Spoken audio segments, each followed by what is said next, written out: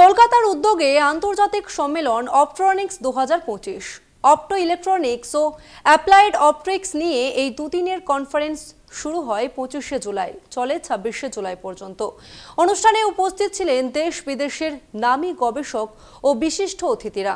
অপট্রনিক্স 2025 নতুন কিছু জানার, শেখার এবং ভবিষ্যতের প্রযুক্তির সঙ্গে এগিয়ে চলার দিশা দেখিয়েছে।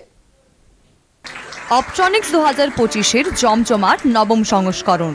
আন্তর্জাতিক স্তরের এই কনফারেন্স জ্ঞান, প্রযুক্তি আর উদ্ভাবনের এক অসাধারণ মিলন।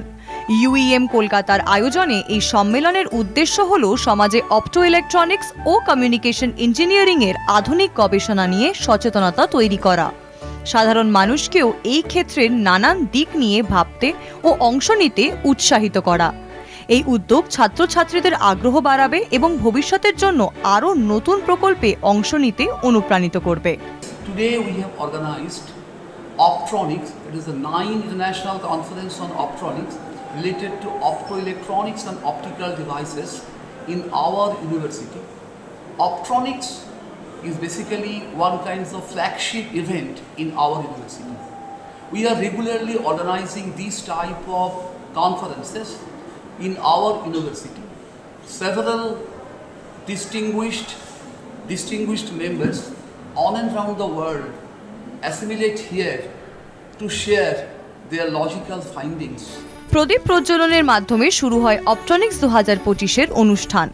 তারপর অভিজ্ঞতামূলক ও মাননশীল ভাষণ দেন ইউএনএসডব্লিউ সিডনির বিশিষ্ট অধ্যাপিকা প্রফেসর ডক্টর মৈত্রী রায়। ছাত্রছাত্রীদের জন্য ছিল এক বিশেষ কর্মশালা। পরিচালনায় ছিলেন টিসিএস রিসার্চের ডক্টর তাপস চক্রবর্তী ও শুভশ্রী চট্টোপাধ্যায়।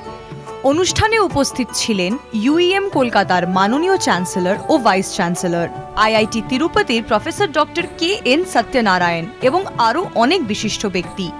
আইআইএসসি বেঙ্গালুরু ও আইআইটি গান্ধীনগরের অধ্যাপকরাও অংশ নেন এই আন্তর্জাতিক সভায়। 2 দিনব্যাপী এই সম্মেলন গ্রিন কম্পিউটিংয়ের জগতে খুলে দিয়েছে নতুন সম্ভাবনার দরজা। অপট্রনিক্স 2025, যেখানে আজকের ভাবনা গড়ে তোলে আগামী দিনের প্রযুক্তি। কলকাতা টিভি।